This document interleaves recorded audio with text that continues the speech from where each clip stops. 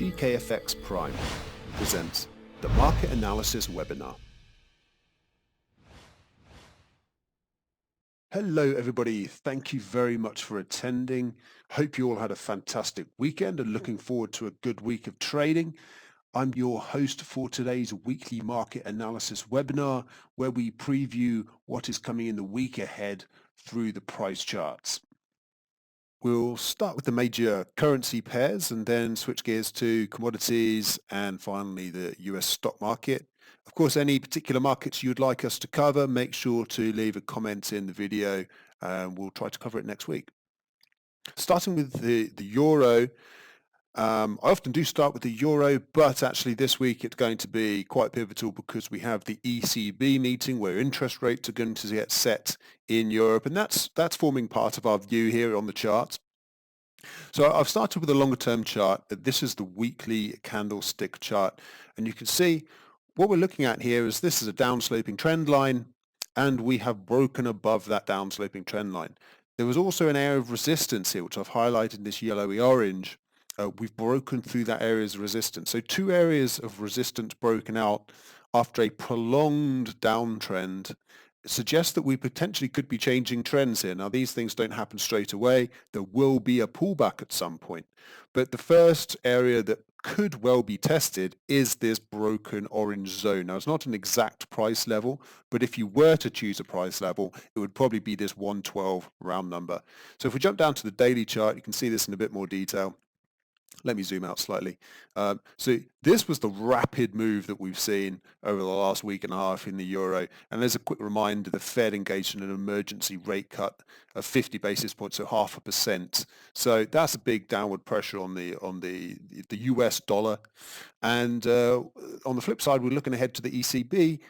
There's a good chance that they can't really match that because interest rates are already negative in Europe. So there's only so far they can cut them. The US interest rates are much higher. It's easier for them to slash 50 basis points this time, and there are many predictions they may do again in March. The ECB, it seems like they probably can't do as much. So if the ECB can't match these rate cuts, that's an upward pressure on the euro, and we're seeing that already. So this little red tick here, I put as a kind of situation A, if you like, a possibility A of what materializes next week, is that we get a short pullback from this. We've already started to pull back off the daily highs on Friday below 113. Perhaps we get a pullback towards this zone, towards 112. Then we look for some sort of confirmation, either at the 112 level within the zone, or perhaps even down at this broken trend line for a pushback higher. And then the major resistance, of course, we've got 113 and 114 to contend with, and there is some resistance up through these previous highs. But for me, 115, now that we've brushed through 110, naturally these currency markets tend to move in big five figures. So if we're through 110, we should be on our way towards 115. Of course, it doesn't have to happen quite as rapidly as this move.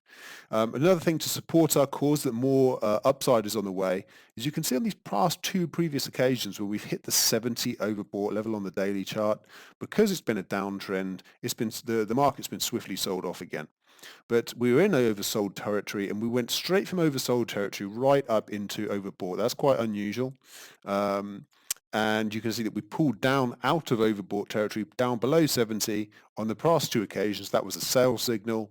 On this occasion, it wasn't. You could see we only pulled down for one day, down from that downsloping trend line. No coincidence there, down from the 112 level. And since then, we've pushed to the top side. So I tend to think we're going to remain overbought for a while because we're in a new uptrend. Now, if we don't get the pullback from that zone, still the overall outlook to me looks positive. Just look at this monthly chart. If I go completely on a long-term basis here, look at the rejection of this. This is our downtrend we can see on a much smaller scale, but look at the rejection of that low here. This is a big reversal candlestick at a prior low, and we've had some confirmation so far this week, this month. Of course, the month hasn't closed yet. So to me, the big picture looks like it's turned bullish, but of course, we may not turn around at that level. Something else to look for will just be the kind of classic pullback area, which is between the 50 and 61% Fibonacci, and you'll see that actually an old area of support does sort of roughly match that 61.8. Should we get down to there, these old highs and these through lows would be the 50 if we pull back down that far. So that's the kind of game plan. It looks positive. Slightly less bullish if we pull down through the 112, decisively less bullish if we get through below that 61.8. Then it looks like the downtrend is resuming, and this was a false breakout. Let's switch gears to the British pound, to cable. Again, this is the weekly chart, and we've had a big area of resistance. This is what I'm trying to highlight to you, the 133 area. That is rejected price, 1, 2, could call that 3, 4, 5, 6 times, you could say. You could even argue 7. So 133, that general zone, has seen price turn lower several times.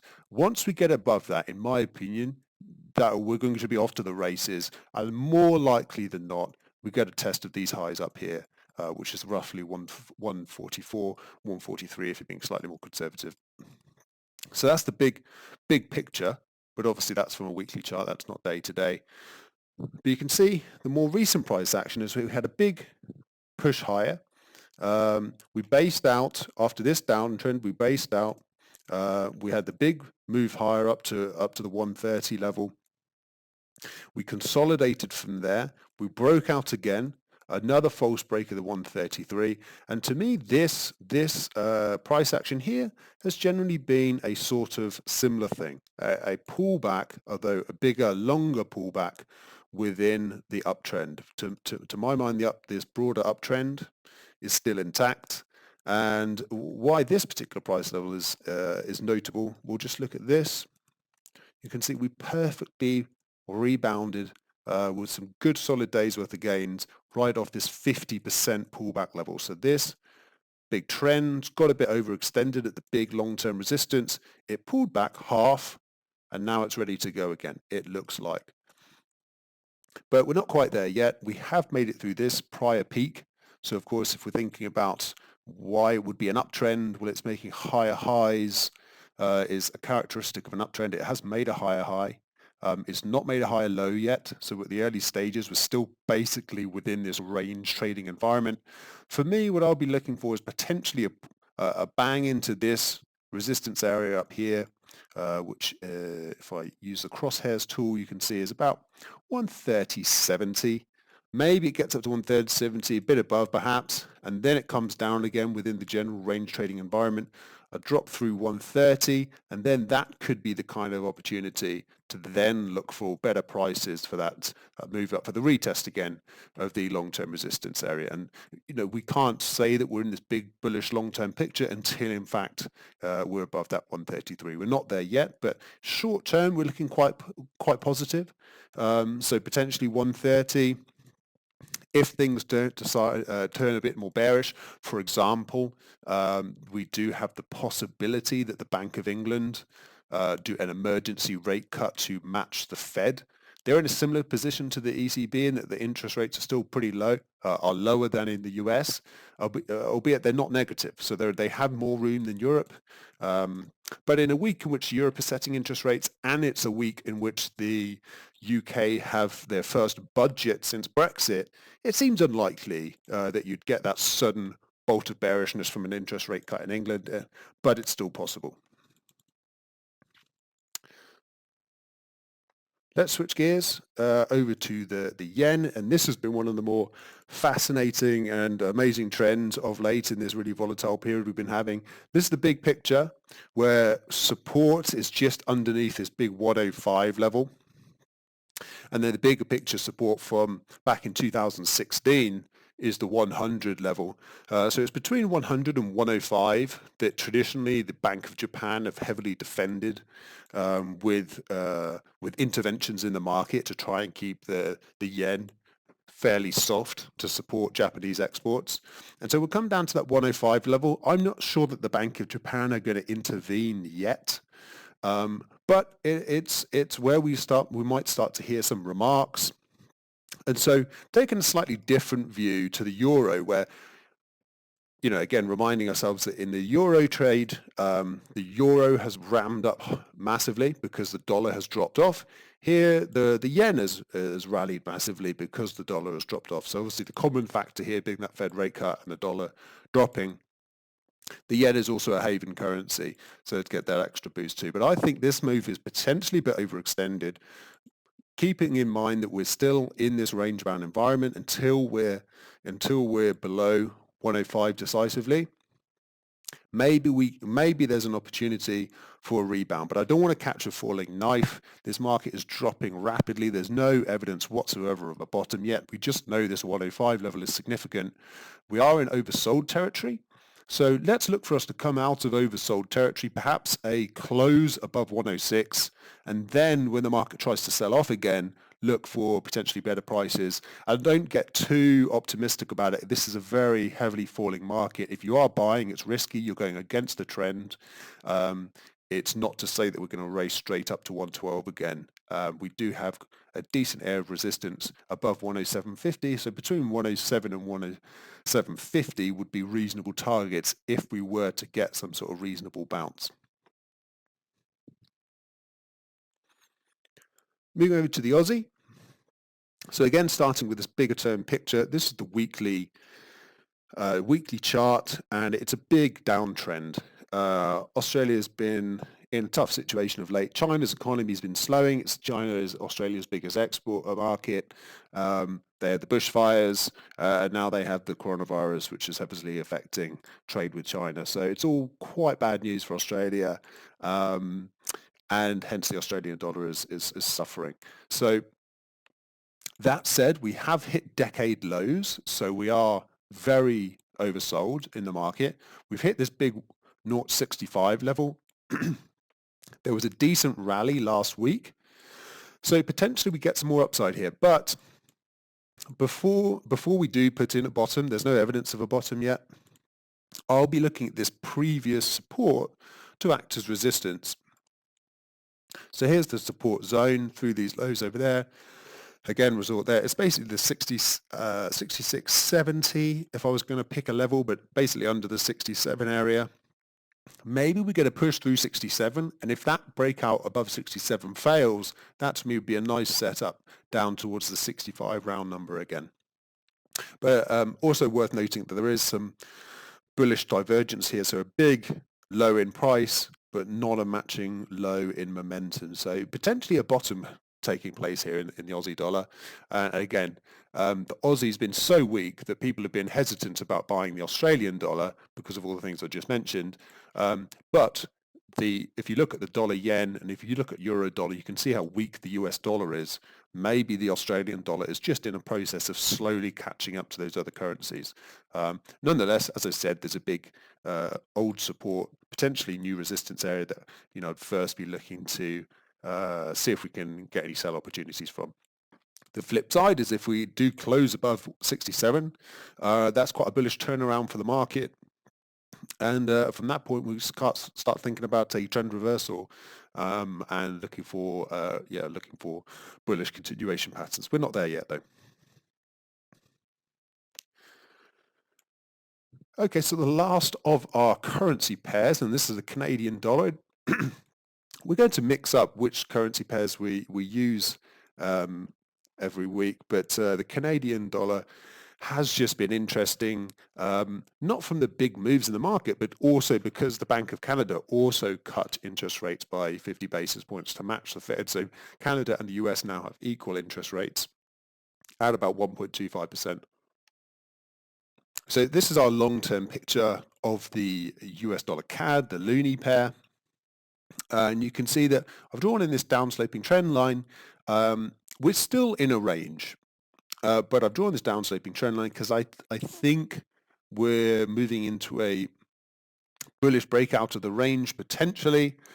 Obviously, that goes against our weak dollar trade in the other currencies, but in a way that's useful. If you can be long the dollar in one currency and short the dollar in another, then you're hedged yourself against the dollar. Of course, you don't do that for no reason. You do it if there's setups, but it does help you make sure that you're not just doing the same trade multiple times of just selling the dollar in every trade, buying the dollar in every trade. You're just you're just tripling your risk of the same trade. That can often be the case.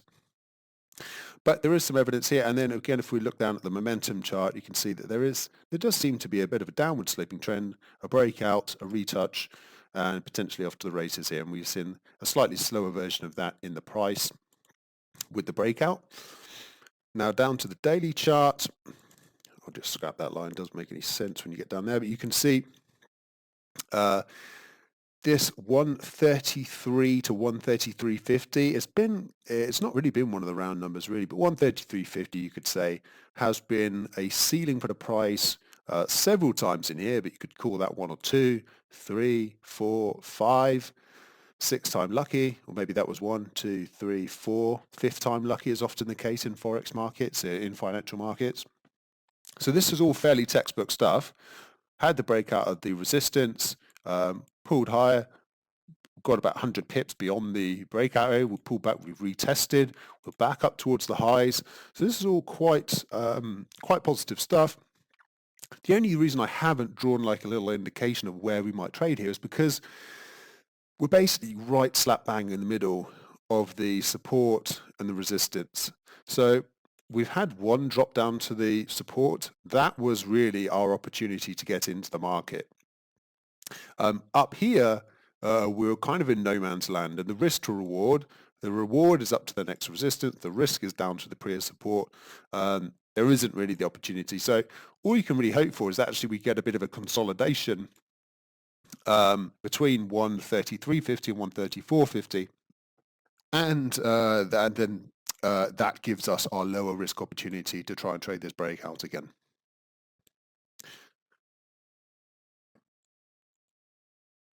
Okay, onto the oil market. Now, oil has been absolutely falling off a cliff. On Friday, the oil price dropped 8% in just one day, which is quite spectacular. And you can see this is our weekly chart, and the weekly sell-off that we're getting here is very reminiscent of the huge sell-off in price that we got in 2018. You can't see it on the chart here. 2014 was the epic decline in the oil price, down from above $100 per barrel. But in 2018, we had a pretty rapid sell-off, and it looks like we're in the process of well, we absolutely are in the process of doing that again. The backdrop is that we had the OPEC plus emergency meeting last week to try and contend with the coronavirus. The OPEC nations, led by Saudi Arabia, called for a 1.5 million barrels per day cut in oil production. Obviously, less oil out there means each barrel should be worth a bit more. It's basically an idea to push the prices up. They announced that. The following day, they had a meeting with Russia and some other non-OPEC nations that they've been partnering with. They wanted also to cut output by that 1.5 million barrels per day. Russia, being the main stalwart, said no. They only want to extend the existing cuts. And so that was a huge disappointment to the market. And so for that reason, the oil price has really collapsed. We are into oversold territory on a weekly basis now. So a bottom, you would imagine, is coming in.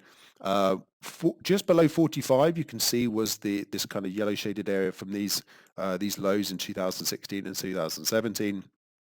So we're into major support areas here. And if we do get through that, which is entirely possible given the current momentum, then 42 in Brent crude is the next major level to look at. So those two big areas of support beneath us could at least lead to some sort of short-term bounce that we can trade on a shorter-term basis. Here's the daily chart. This market's and you'll see the same thing with the S&P 500. This market's moving so rapidly. You really there's not a chance to find setups on the daily chart. So this is when you have to move a little bit shorter term. Looking down at the 4-hour chart, even the hourly, I think I was looking at, and you can see this is again our big longer term area of support. When we were coming down and we broke through that long term area of support, you can see this low here has basically already worked in the past. We came down, we broke down, we got a reversal of about 47, pushed right up. That acted as resistance after having been support. We rolled over again. We got down to almost 45. You could see our 45 We tried to get a rally off there, and then we collapsed again into the close on Friday because the market is just so weak.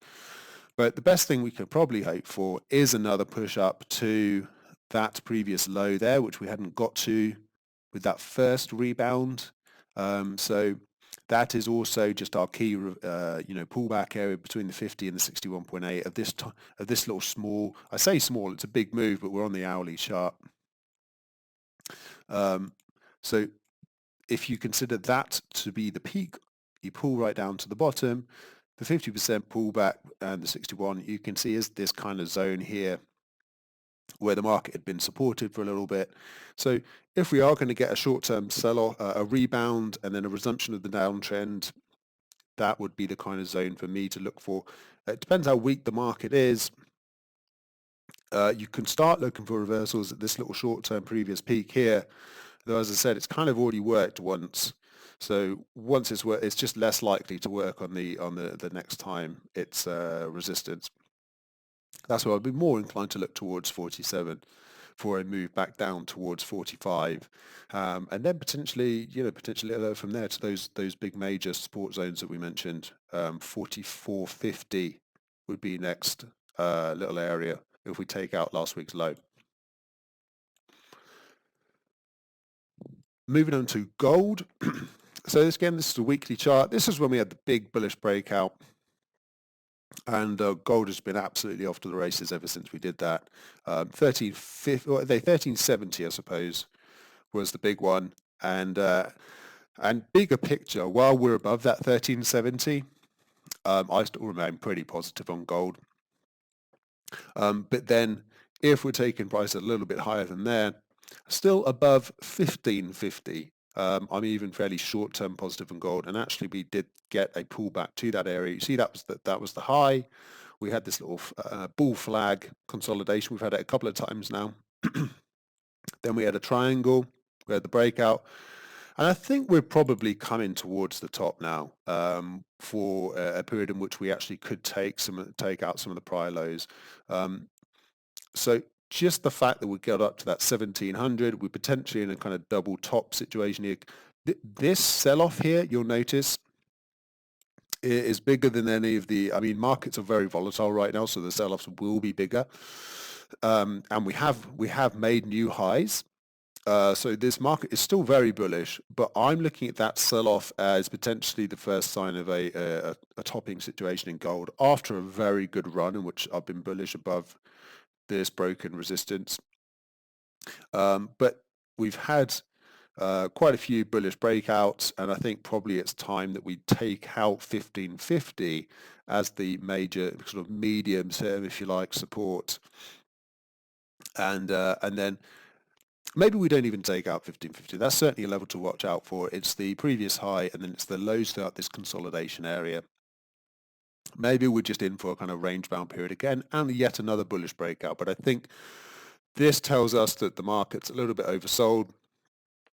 You never truly know the reason for these things, but it was reported that there were a lot of margin calls in the stock market, and so people took money out of their winning positions, gold, which has been moving very strongly higher, obviously, and took that money out of the winning position in gold to cover their margin calls in the stock market, which has obviously been plummeting, with the idea that the stock market's going to recover, and when it does, gold won't perform as well. There's a certain logic to that. We probably will get a bigger bounce in the stock market at some point. I'll look at that right next, actually. And these two markets somewhat correlated, though even if we do get a massive bounce in stocks, I don't think it means that gold immediately turns into a bear market or anything close. The trend very much positive in gold still for the time being. But 1700, potentially a topping area. I would not be looking to buy up at these lofty levels. We certainly can push higher from here, but the risk to reward doesn't really favor a trade. So last but not least, we've got the S&P 500 as we tried it, the SP 500. Here's the weekly picture. So this was our first major area of consideration, these two old highs here, the 3020 level. We blasted straight through that in 1 week. And indeed, the next area of support was the 29.40, 29.50, you could say, even this peak, between 29 and 20.40. Again, blew straight through that as well and came right back down to this, I forget the month, it was, September's low. So, and then we found support September's low and moved rapidly up towards above that first area of old support, now resistance, but not quite up to this one on a closing basis. And then we've had 1 week since, and what you'll notice here, maybe it's clearer from a daily chart, is that we have pulled back exactly 50%. That's why the market pretty much ended there. There wasn't anything particularly notable about 3,100 or 3,136, but it just happened to be the 50% pullback of this entire big bearish drop. And so then the market's pulled right back down to the lows down here. And again, because markets are moving so rapidly, daily charts, not so useful. You really want to drop down to the 4 hours and the hourlies because the markets are moving around so rapidly. You need the detail on the shorter term charts. And for the moment, even though we're obviously in a very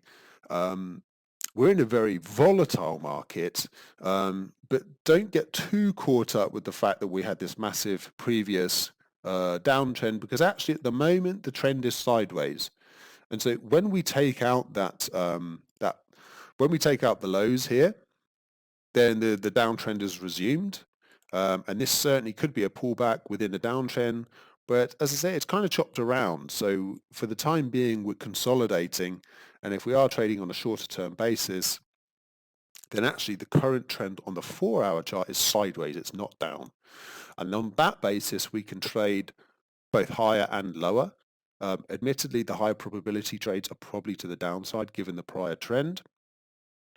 But it just so happens that we're at this previous area of support, 2,900. You can see we came down once, tried to push higher, failed, came down a second time, probably took out a few stops down here. The banks were taking out anyone who'd been buying the market under these levels, pushed them out, and the market's pushed higher in the final hour of trading. And so that's why the losses on Wall Street were not quite as bad as they initially as they had been for most of the day. The Dow was down 900 points. I think it closed down around 300 points in the end. The S&P 500 was down around 3%, and I think it closed down around 1%-ish. And so then it's a matter of whether we can find a decent level to try and trade back up to the top of the trading range again. And then when we do get to the top of the trading range at some point during the week, which I suspect we quite possibly will, look for short-term opportunities to sell the market in this trading range until we get the breakout, and then we start trading on a kind of trend trading basis again.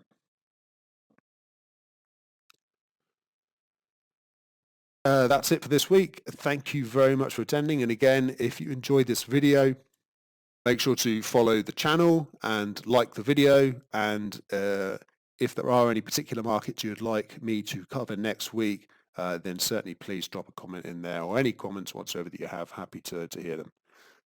Thank you very much, everyone. Have a great week trading.